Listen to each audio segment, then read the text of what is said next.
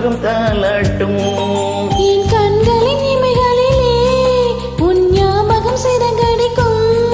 நான் சுவாசிக்கும் மூச்சினிலே உன் ஞாபகம் கலந்திருக்கும்.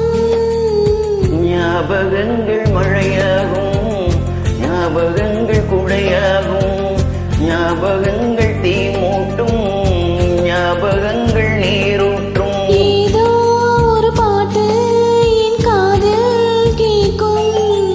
கேட்கும் போதெல்லாம் உன் ஞாபகம் தாளாட்டும்.